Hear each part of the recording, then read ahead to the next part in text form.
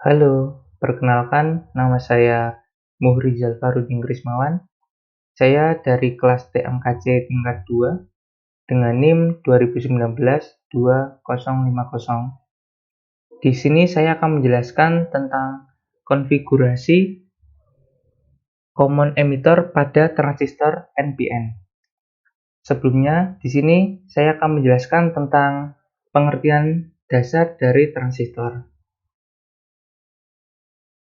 Transistor menjadi dasar dari berbagai perangkat elektronika seperti sensor, jatuh daya, bahkan perangkat komputer.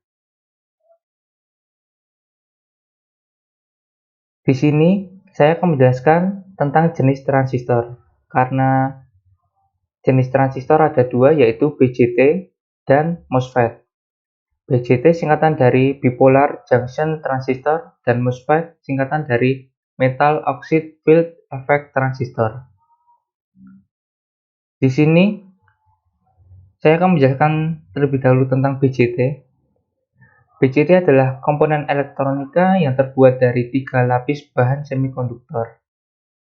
Lapisan silikon tipe NPN dan PNP sehingga dapat Anda tebak bahwa BJT terdiri dari dua jenis, yaitu BJT NPN dan BJT PNP. Transistor memiliki 3 kaki, yaitu basis, kolektor, dan emitor. Berikut adalah simbol BJT untuk NPN dan BJT untuk PNP.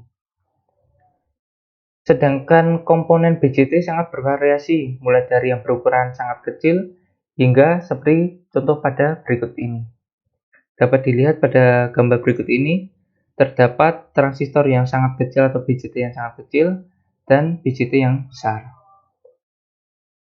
Seperti yang telah disampaikan sebelumnya, bahwa BJT terdiri dari 3 lapis bahan semikonduktor, seperti pada gambar di bawah ini. Di sini ada dua gambar, yang kiri adalah gambar BJT PNP. Dapat dilihat, ini ada 3 lapisan, yang pertama P, yang kedua N, yang ketiga P. Selanjutnya untuk BJT NPN, dapat dilihat juga untuk lapisannya, lapisan N, lapisan P, dan lapisan N. Pada BJT, arus listrik akan mengalir melalui jalur antara kaki kolektor dan emitor. Namun demikian, meski di antara kaki kolektor dan emitor diberi beda potensial, maka arus listrik belum dapat mengalir karena BJT terdapat 2 lapis PN junction yang menghalangi laju elektron. Dapat dilihat pada gambar di atas, seperti yang telah dipelajari pada komponen dioda, jika di antara kaki basis dan emitor diberikan tegangan bias maju, maka PN junction akan dapat ditembus elektron dan lapisan PN antara basis dan emitor berubah menjadi konduktor. Pada gambar di atas, di antara kaki basis dan emitor terpasang sumber tegangan VBB dengan nilai tegangan lebih dari 0,7 volt. Disinilah keunikan BJT. Bias maju pada kaki basis dan emitor mampu memicu aliran elektron yang lebih besar di antara kaki kolektor dan emitor yang terhubung ke suatu beda potensial atau VCC. Semakin besar nilai kuat arus yang mengalir pada kaki basis, maka semakin lebih besar pula arus yang mengalir pada kaki kolektor atau emitor. Inilah prinsip kerja dari BJT NPN. Dengan demikian dapat diketahui bahwa untuk mengaktifkan BJT NPN, nilai VB lebih besar dari VE. Selisih lebih besar dari 0,7 volt dan agar arus dapat mengalir antara kaki kolektor emitor, maka VC lebih besar daripada VE. Hal sebaliknya diperlukan untuk mengaktifkan BJT PNP. VE lebih besar daripada VB. Selisih lebih besar dari 0,7 volt. VE lebih besar daripada VC dan VB lebih besar daripada VC. Selanjutnya, saya akan menjelaskan tentang kurva VI pada BJT. Berikut adalah contoh kurva V dan I pada komponen BJT, atau kurva pada tegangan dan arus. Pada diagram di atas, sumbu horizontal menunjukkan nilai tegangan di antara kaki kolektor dan emitor atau VCE untuk NPN atau VEC untuk PNP. Sumbu vertikal menunjukkan nilai kuat arus yang mengalir pada kolektor atau IC, sedangkan IB merupakan arus yang mengalir pada kaki basis BCT. Berdasarkan kurva VI di atas, dapat dilihat bahwa BCT dapat beroperasi pada 3 daerah region, yaitu daerah cut-off, aktif, dan daerah saturasi. Daerah cut-off adalah kondisi ketika BCT belum mendapat bias maju pada kaki basis dan emitornya. Atau dengan kata lain, IB sama dengan 0. Pada kondisi ini, secara teoretik tidak ada arus yang mengalir dari kolektor menuju ke emitor, atau IC mendekati 0. Namun demikian pada kondisi nyata masih memungkinkan terjadinya kebocoran arus yang nilainya sangat kecil. Itulah mengapa IB sama dengan 0 pada kurva di atas tidak berhimpitan pada sumbu horizontal. Yang kedua, daerah aktif. Daerah aktif adalah kondisi pada BCT ketika nilai kuat arus yang mengalir pada kolektor menuju emitor dipengaruhi oleh nilai arus IB. Perhatikan IB sama dengan 0,1 mA, nilai IC mencapai sekitar 4,7 mA, saat IB 0,2 mA, nilai IC menjadi lebih tinggi sekitar 5,5 mA. Ketika IB terus dinaikkan, maka nilai IC juga menjadi semakin tinggi. Begitu pula sebaliknya. Pada daerah ada hal unik lain yang terjadi, yaitu ketika nilai IB tidak berubah, maka nilai IC cenderung tidak berubah meski nilai tegangan VCE berubah. Sebagai contoh, perhatikan pada kurva saat IB sama dengan 0,2 mA, maka nilai IC berada pada kisaran 5,3 sampai 5,5 mA, meski nilai VCE berubah dari 5 sampai 20 volt.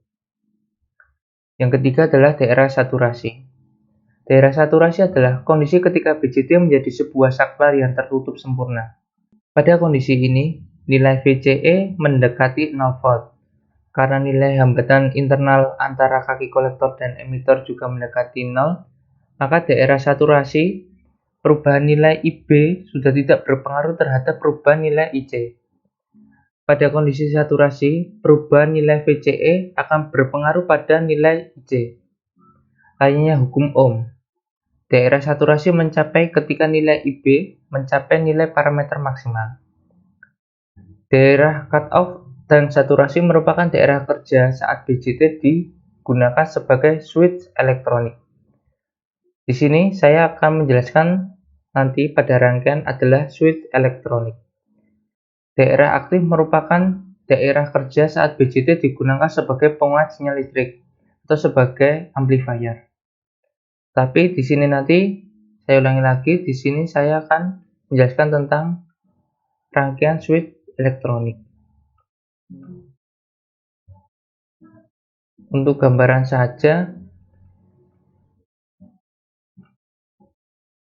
saya akan memberi contoh gambar rangkaian common emitter penguat common emitter.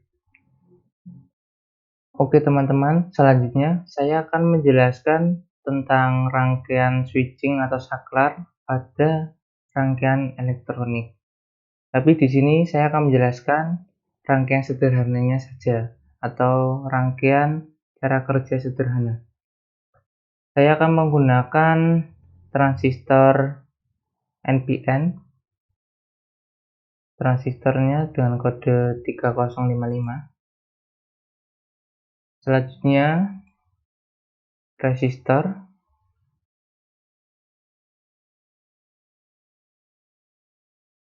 Saya menggunakan LED. Selanjutnya resistor lagi.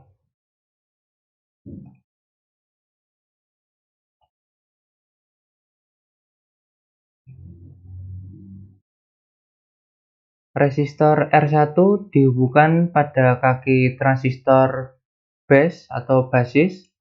Terus untuk kaki transistor kolektor dihubungkan pada kaki LED. kaki LED dihubungkan ke kaki resistor kedua. Selanjutnya untuk kaki emitter nanti dihubungkan pada ground. Langsung saja mencari ground.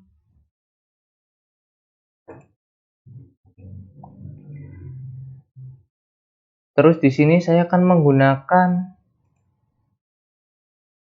tegangan DC untuk tegangannya.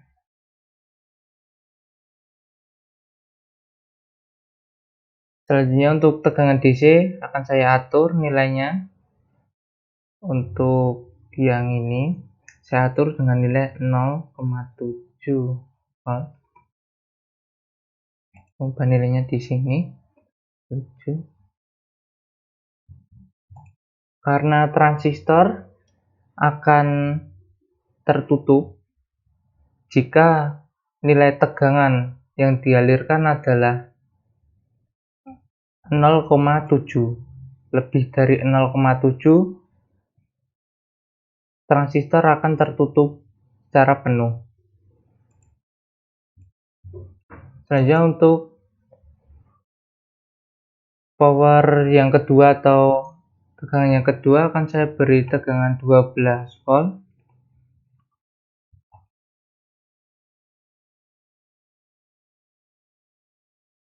Selanjutnya jangan lupa untuk mengubah nilai resistor.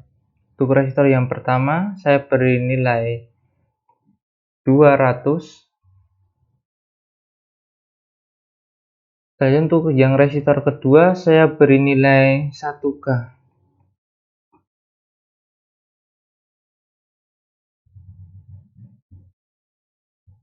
Rangkaian switching atau saklar pada rangkaian elektronik secara sederhana sudah jadi.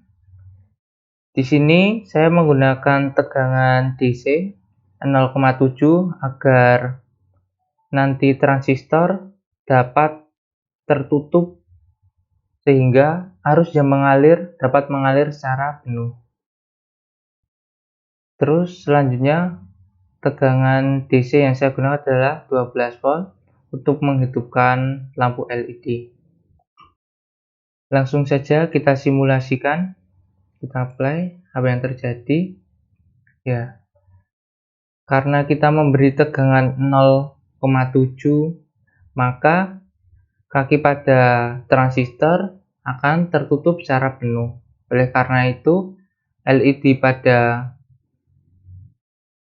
rangkaian dapat menyala. Selanjutnya saya akan mengganti nilai pada tegangan 0,7 tadi yang akan mengalir ke kaki basis atau base. Saya ganti nilainya menjadi 0,4 volt. Nanti apa yang akan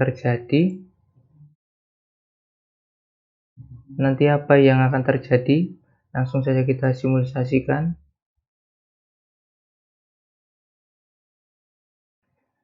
Nanti apa yang terjadi? Langsung saja kita simulasikan.